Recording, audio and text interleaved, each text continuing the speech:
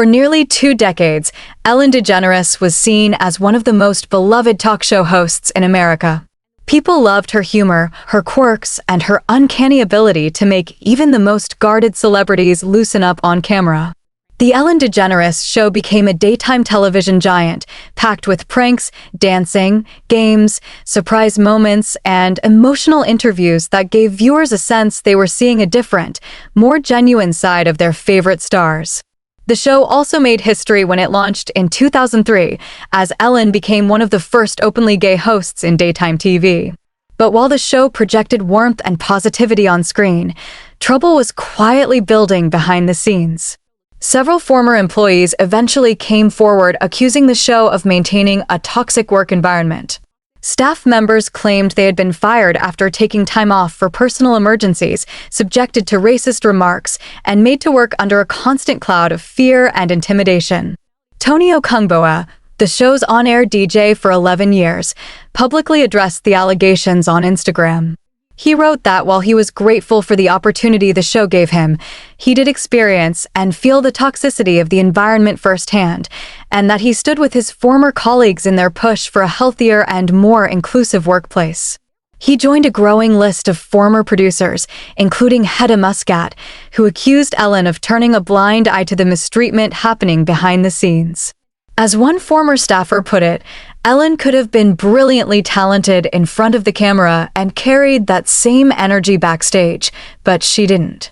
Every Friday, employees were on edge, wondering who was going to get fired that week.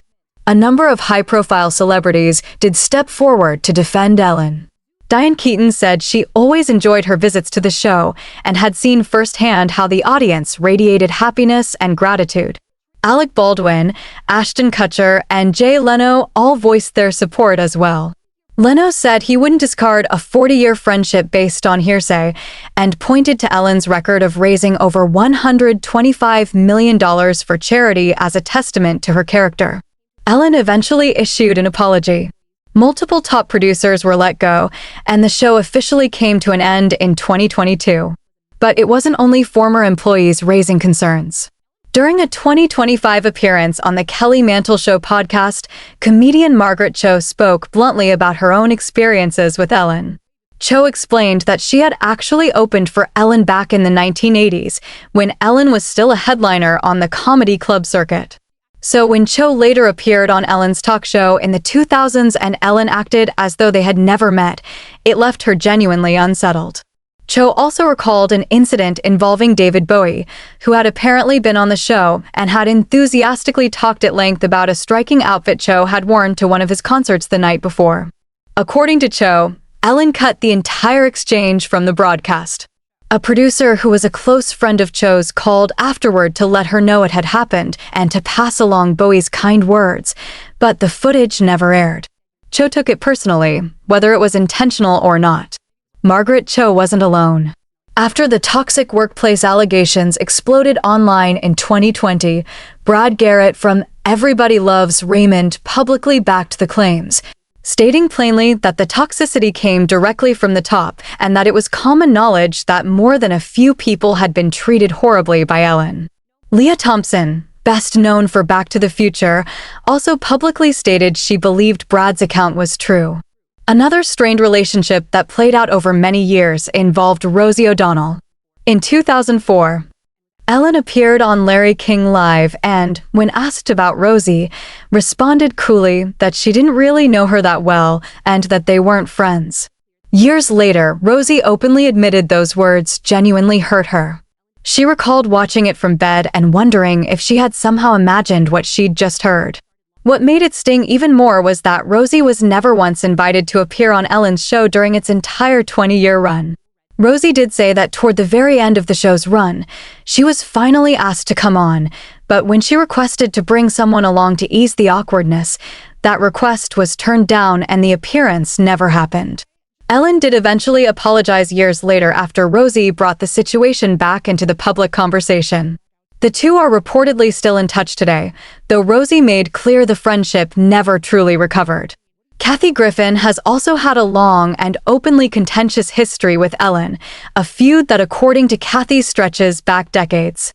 In a 2025 YouTube video, Kathy recalled an uncomfortable moment from the 1990s during a table read for Ellen's sitcom. Kathy was appearing in a commercial at the time that featured a recognizable jingle, and Ellen asked her to sing it in front of the room. By Kathy's account, it didn't come across as a lighthearted request, it felt more like a demand. Kathy tried deflecting by talking about the commercial itself, but Ellen kept pressing. She eventually gave in and sang the jingle. What followed was even more uncomfortable. After Kathy finished, Ellen reportedly just stared at her in silence, creating an atmosphere that no one in the room quite knew how to navigate. In her 2016 book, Kathy described a situation involving an unnamed blonde daytime talk show host who allegedly used behind-the-scenes connections at the Emmys to have Kathy removed from a dressing room. She also wrote that Ellen had what she called a mean streak that all of Hollywood knew about. When Ellen reportedly called Kathy after reading that, Kathy recalled that Ellen seemed to believe she could put her in her place. Instead, the call turned into a shouting match, with both of them screaming at each other, all of it, by Kathy's telling, over a disagreement about Joan Rivers. Kathy believed Joan Rivers was not only not mean, but a genius, and that Ellen actually owed part of her own career to the fact that Joan had been the first woman to host a late-night talk show. Ellen apparently disagreed.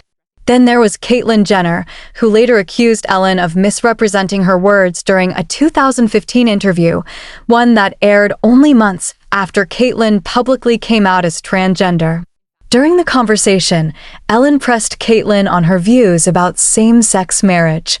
Caitlyn acknowledged that earlier in her life she had not supported gay marriage, largely due to her conservative background and a belief that marriage had traditionally been between a man and a woman.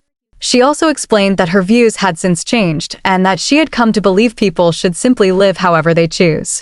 Despite that clarification, Ellen later went on The Howard Stern Show and characterized Caitlyn as still holding judgment against gay people, suggesting there was something contradictory about someone who wanted acceptance for themselves while still appearing to withhold it from others. Caitlyn felt her evolution on the issue had been glossed over entirely. Another controversy that drew significant public backlash involved Ellen's friendship with former President George W. Bush. In 2019, the two were photographed sitting together casually at a Dallas Cowboys game, and the images spread rapidly. Many people were surprised to see Ellen at ease with such a polarizing political figure, particularly given his administration's record on gay rights. Ellen defended herself by saying she was simply someone who maintained friendships across different belief systems. Some sided with her. Others, including actor Mark Ruffalo, said there was a meaningful difference between tolerating someone's opposing views and spending leisure time with a figure whose policies had caused direct harm to communities Ellen herself belonged to. But before any of these public controversies fully surfaced, Anne Heche was arguably the first person closely connected to Ellen who publicly suggested her warm public image didn't reflect who she was behind closed doors. And was a successful actress throughout the 90s and into the early 2000s, known for films like Donnie Brasco, Volcano, and 6 Days, 7 Nights. She also became one half of one of the most talked about celebrity couples of that era when she and Ellen began a relationship at a time when openly gay celebrity couples were genuinely rare in mainstream entertainment. According to Anne, that relationship ultimately cost her. She later claimed that Ellen had actively blocked her from appearing on her talk show, a show that, at its peak, had enormous influence over what films and projects got promoted to a mainstream audience, and alleged that friends who had appeared on the show were specifically told in the green room not to mention her name. She also recalled being confronted backstage by Rosie O'Donnell while promoting Donnie Brasco, with Rosie allegedly warning her that if she mentioned her relationship with Ellen or anything related to the gay rights movement, the episode would not air and her film would not be promoted. When their relationship eventually ended, Anne was direct about why. She said her goal in life had always been to find love, and that while Ellen publicly claimed the same values and came to believe Ellen's real priorities were fame and money. Years later, when Ellen marked the 20th anniversary of her public coming out with an Oprah Winfrey documentary, Anne's name was not mentioned once, despite having played a significant role in that chapter of Ellen's story. In footage from the original Oprah interview, the shot was reportedly framed so tightly on Ellen that Anne, who had been sitting right beside her, was effectively cropped out of the picture entirely. There were even rumors that Anne had been preparing to speak more openly about her experiences when she died under circumstances that still leave many people with unanswered questions. In August of 2022, Anne crashed her blue Mini Cooper into a home in the Mar Vista neighborhood of Los Angeles at an extremely high rate of speed. Earlier that same morning, she had been involved in 2 separate hit-and-run incidents. Doorbell camera footage showed her car flying through a stop sign on a busy street before plowing into the house, where both the car and the structure caught fire. It took rescue crews 45 minutes to pull her free. A photo taken at the scene of one of the earlier incidents showed what appeared to be a vodka bottle in her cup holder. But the coroner's toxicology report found no alcohol in her system at the time of the crash, and no active drugs either, only trace amounts of cocaine and cannabinoids consistent with prior use, not active impairment. Which raised an obvious question. If she wasn't intoxicated, why was she driving as though she were fleeing something? What made the situation even more unsettling was aerial helicopter footage captured shortly after the crash, showing and being placed on a stretcher in what appeared to be a protective bag. In the footage, the zipper on the bag breaks open and visibly pushes herself upright, appearing to try to get off the stretcher before being pushed back down. The clip is still available online, and the comment section remains filled with people trying to make sense of what they saw. Some believed she had briefly regained consciousness in a dramatic way. Others pointed out it may simply have been a burn protection bag, not a body bag. Either way, the footage is deeply unsettling to watch. Anne was rushed to the hospital, placed in a coma, and sadly never regained consciousness.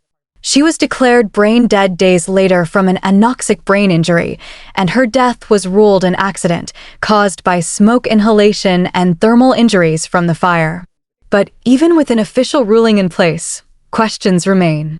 What was the bottle doing in the car if she wasn't drinking? Why was she driving at that speed? Was there a medical episode at the wheel, or something else entirely?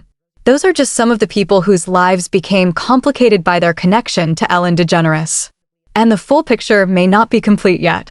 If you think there are more stories out there that haven't come to light, drop your thoughts in the comments below, and if this video gave you something to think about, make sure you subscribe so you don't miss what comes next.